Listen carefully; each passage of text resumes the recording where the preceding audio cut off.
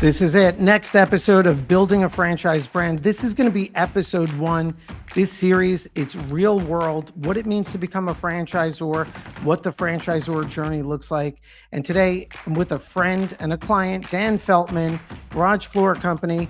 And in this episode, we're going to talk about the decision to become a franchisor, what franchising means to him, and what that journey looks like.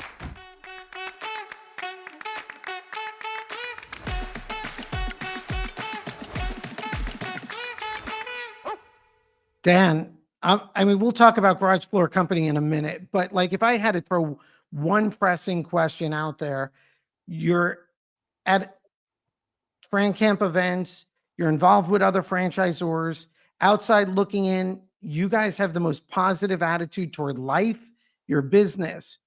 How do you go talk about, like, again, I didn't do any intro. Where do you go from business to franchising?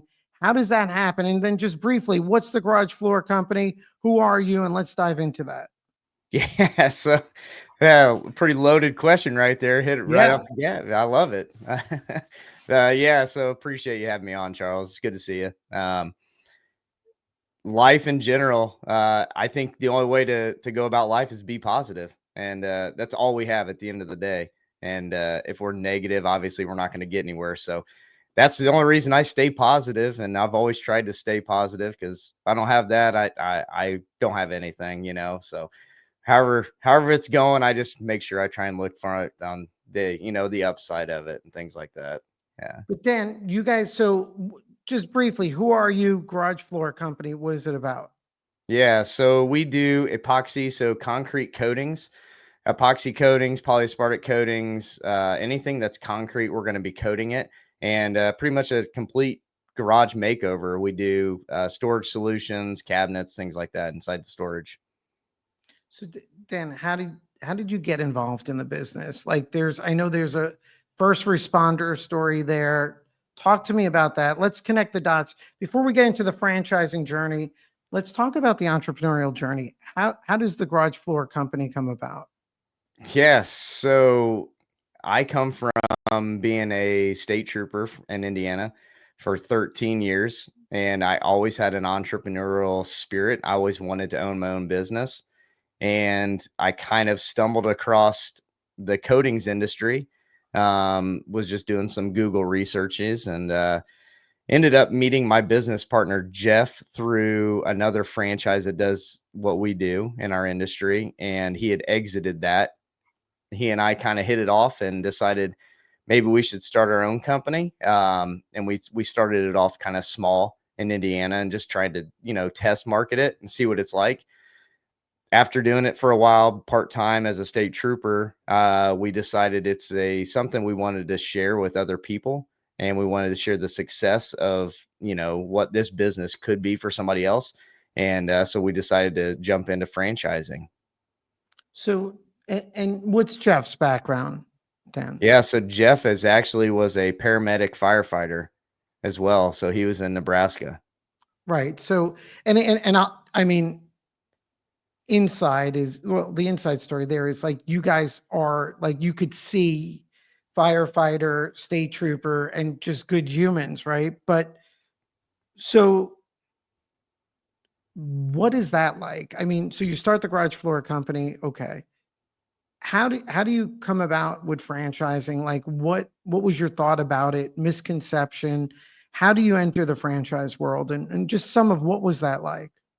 Yeah, so we knew we wanted to help other people out with our background of, being in the, public service.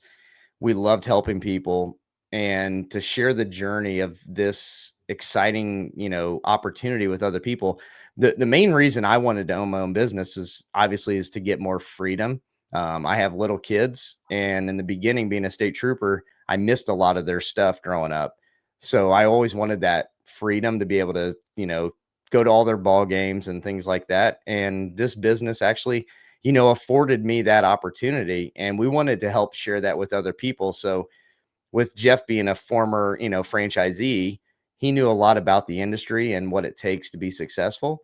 And he agreed that, why don't we, franchise our opportunity and make it better than what, he was missing when he was part of that other franchise, and just share that opportunity with everybody else. So in looking back, right? So now how long have you been franchising? So we've been franchising for about 5 years now. So 5 years. And again, this is positive, but if you could go backwards in time and what, as you entered the franchise world, what didn't you know then that you know now? Oh, wow, that's a loaded question. There is a lot of stuff that we know now that we had no clue back in the day. Um, and not to give credit to Nick too much, but as he always says, ask somebody back in the beginning of their journey, what is franchising? We just thought it was a word, basically. We didn't understand it to the fullest of what it entails, what all you need to do to become a franchise, and then how to become successful to get it to the point of growing and things like that. So back in the day, we just thought, if we said franchising, other people would just automatically want to be part of our journey and grow with us and buy us. As some people say, we like to say partnered. We don't like saying selling or buying anything, but yeah, we knew nothing absolutely in the past. We just figured, hey, let's go get an FDD. Once we get that, we're legal, and we just start throwing up ads, and we're going to get phone calls.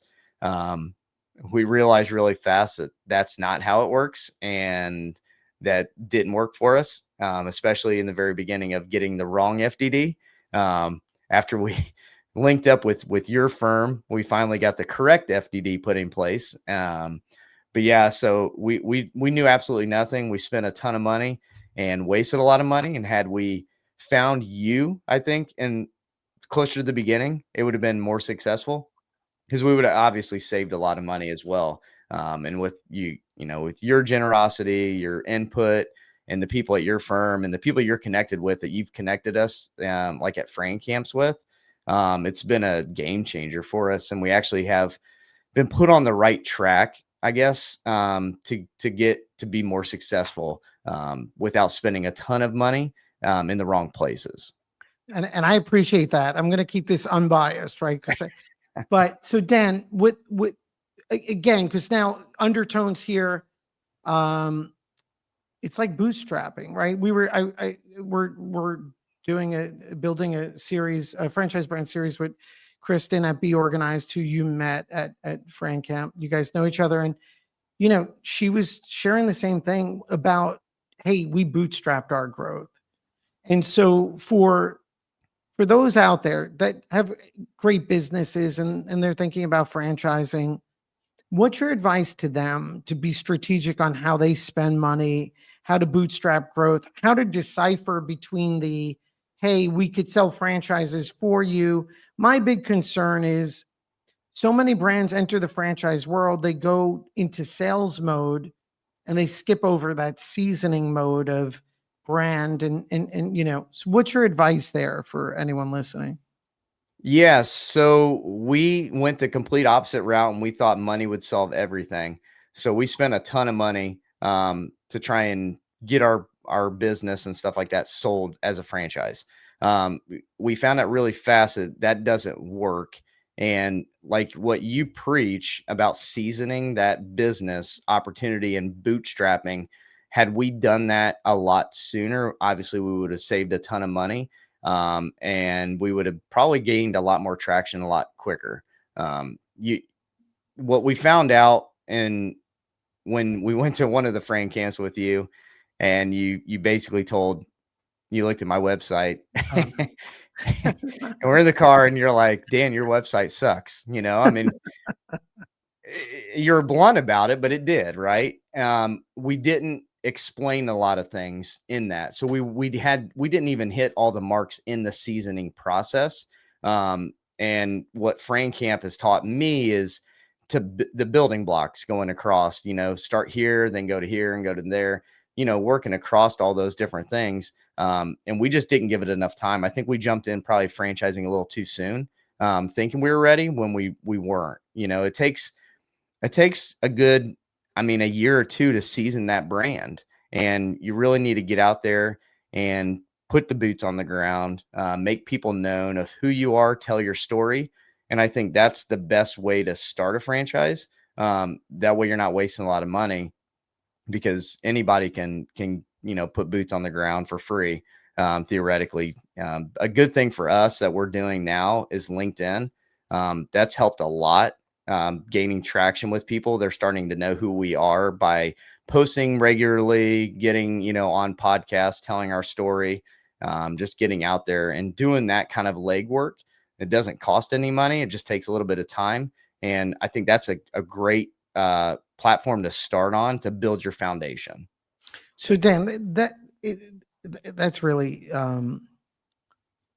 valuable, right? Because I think when I look behind every brand, and you're being very generous on this, but that's not what this conversation is.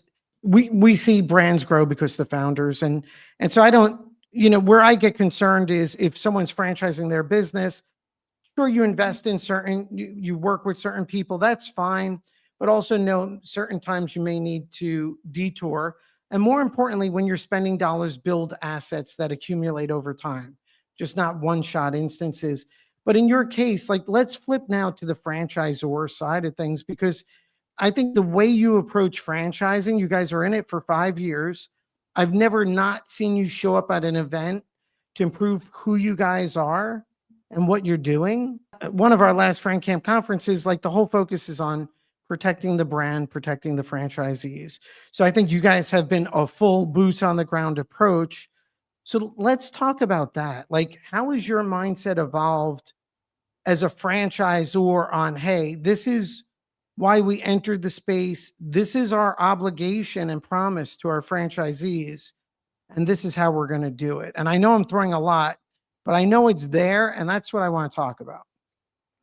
Yeah, so I think jumping into franchising is totally different. Going from being a business owner to a franchisor is completely different. It's a whole nother business model, a whole nother mindset. And what we learned, obviously, from the last Frank Camp, protect the brand, protect the franchisee. I had a good friend, and he actually owned a franchise. They ended up exiting. But when I went into this, trying to learn what a franchise is and things like that, what he had told me is you'll be successful as a franchisor if you care about your franchisees. He goes, that's your number one goal, is to care about them and make them successful.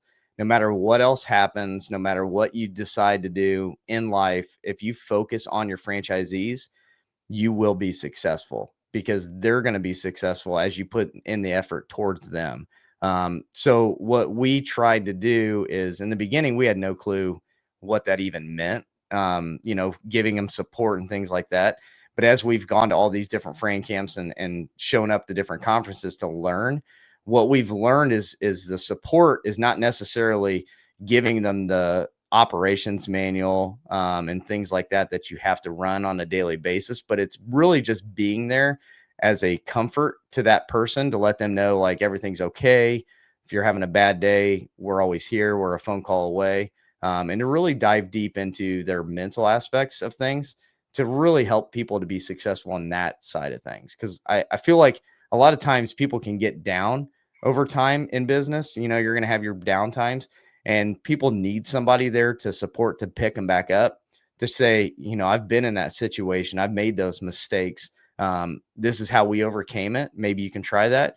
And so that's kind of what we try to focus in on, is we really want to make sure that Jeff and I are the first hand to those people, and they have somebody that they can talk to on a daily basis. So we try and make ourselves available anytime for them whenever they need us.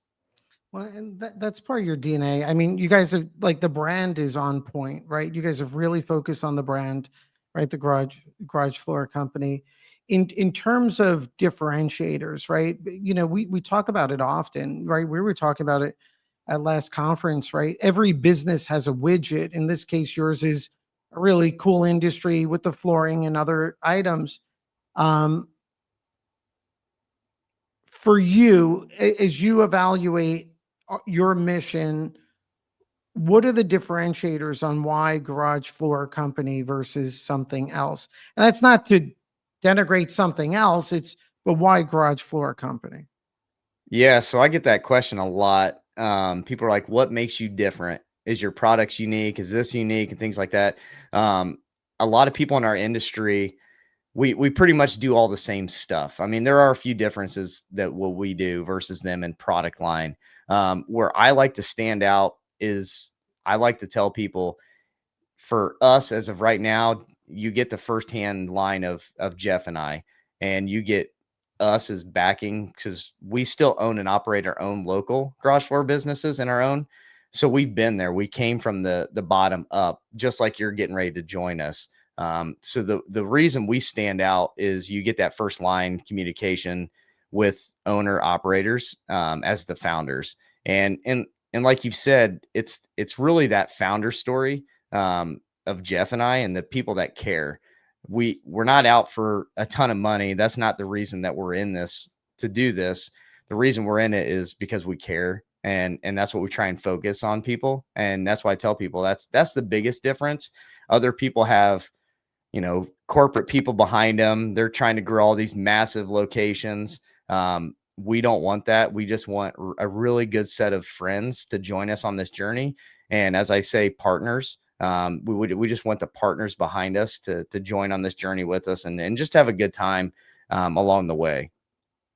Dan, again, everyone watching this, and well, if you're a franchisor, my takeaway for you, whether you're thinking about franchising or you're already a franchisor, look at Dan's journey in Garage Floor Company. There's a ton of integrity there. And definitely a big takeaway is you have to be on the ground, boots on the ground. And for franchise buyers and other people out there, Dan, I'll say this, like you and Jeff as first responders, it's in the DNA. And, like sometimes the world's filled with BS, but I will say this, I've always seen you guys show up. And like when I talk to my sons, I'm like, that's half a life, right? Showing up and doing the right thing at the right times. And that's how you judge people, right? And I don't think I've seen you guys without a smile, which could also mean who cares if someone's smiling if they're not smart.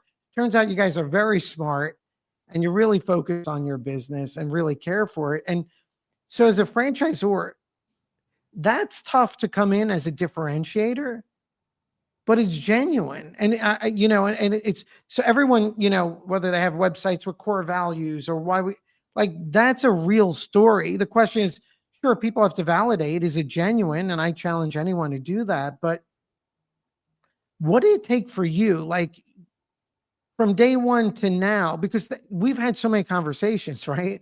When I think we're going to play golf, when I said your website sucked, but like you guys took it to heart. And then the conversation, because you know what it was seeing what you guys do, being disconnected from that. What's the mindset shift to get on a podcast or in this video, right? This foundational video, and have the confidence say, we sort of do what other people do. Like, where does that shift happen, and what does that mean for you? Yes, I always thought that I needed to be better than other people, and just really, I guess make myself, kind of maybe down talk the other competition, so to speak. But I realize that that's not who I am, and a lot of people tell me just go out there and be real and be who you are, and Right. that's going to be a lot more genuine at the end of the day. So really, the focus that I tried to do and just to transition out of that is to just get out there and just tell my story, with people, to let them know who we are and why we are, because we've made every mistake in the book, and I look at negative things as a positive. Had I not made those mistakes, I wouldn't learn how to, turn around and make them better. So I always look at everything as a positive mindset for that, to make sure that we're actually transitioning. It's not what you've done in the past. It's how you, recoup and transition and pivot the other way and start making things better is what really makes you a unique individual. Dan, I think that one of the last times we spoke, probably not the last, but if I recall, there's a moment where I think it was either you and Jeff, or Jeff was flying out to go see a franchisee and get them up and running. talk about that a little. As far as What does it mean for you guys? Like, how do you approach like going out to see a franchisee? What does it mean for you? Like, what's your goals there? So yeah, so Jeff and I, we both go out to see the franchisees. We have obviously the discovery days in Omaha where they come out to see us, and we both go out there, and then we actually go to their house and stuff like that to meet them. It's really important that we meet people in person, because then you can really, kind of let the hair down, so to speak. Not for you and I, obviously, because we're bald, but uh, you can kind of get to know them on a more intimate level. And that's kind of what we want to do, is try and get to focus in on the people and find out who they are. So we invite their wives, their kids, whoever they want us to meet. We want to be part of their family, as well as much as they want to be part of our organization. So being able to meet people and fly out and meet them in person, it just takes another whole, I guess, outlook on things, and you really get to focus, and you learn who they are as a human being, and you find out if you want to partner with that person a lot easier. You kind of already know in the beginning, once you do a lot of these talks, through Zoom, talking with them as you're getting to know them throughout the process, but meeting them in person, that's what Jeff and I really like to do. And we just like to, treat them and take them out and get to know them a lot better, and really, dive into their personal life a little bit more. So that really means the world to us. The again, I'm biased for whoever is listening, but if there's two guys like I'd want to call when I need assistance, it's you and Jeff, right? Um, like projecting forward a little, how do you feel about like the trust franchisees put in the brand, and like how do you look at the commitment they're going to make to you guys? So we don't take it, we take it very seriously. People are investing in our brand that we've built and poured our blood, sweat, and tears into, with their, could be their life savings. This isn't something that we're going to take lightly.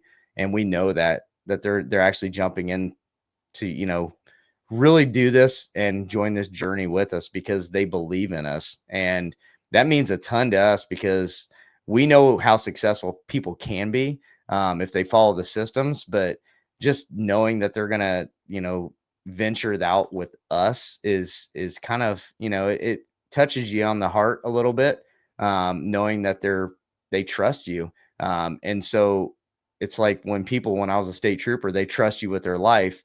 You're there to protect their life, and you do anything it takes to protect them. That's what we do every day. We'll do whatever it takes to protect our franchisee, no matter what it is, even if we have to, stop the money or whatever it takes. That's what we're focused to do, because we want them to be successful, because it's not just them, but it's their wives and their kids or their husbands or whatever it is. That's what their focus is. And we have to protect that as well. So there's a lot more people underneath just that one franchisee that we're focused in on. It's the entire family and the life cycle and their kids and things like that we really focus in on. Dan, I think this is, I mean, I think that really connects with who you guys are. And this is our episode 1. And so the next episode is going to be all about franchise sales, expectations, reality, lessons learned, and again, about the franchisees out there. So Dan, looking forward to what comes next on these videos. Yeah. Thanks, Charles. Appreciate it.